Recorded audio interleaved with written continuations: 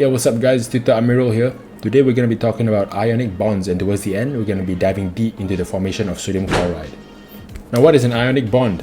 Now in your textbook it says an ionic bond is a chemical bond that is formed from the transfer of electrons to form ions. Now there are three keywords here, which is the transfer of electrons, form ions, and the chemical bond part is quite optional, but it's better if you write it.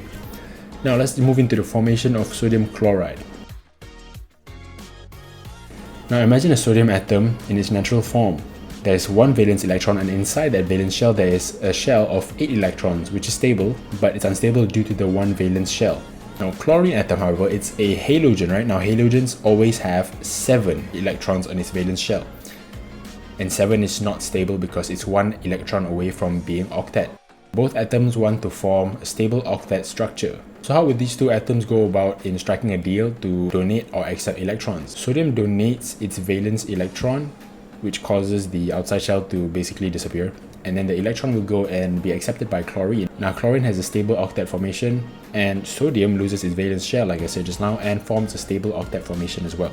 So this is the mechanism of an ionic bond, if you have been wondering, and this is basics in order to be able to go and conquer the rest of your textbook. So if you haven't understood the concepts of an ionic bond, you're going to struggle for the rest of the textbook, so I suggest you go ahead and understand this first. So to recap this video, I covered the ionic bond definition, which is quite simple, and then the ionic bond mechanism, which we used sodium chloride as an example there.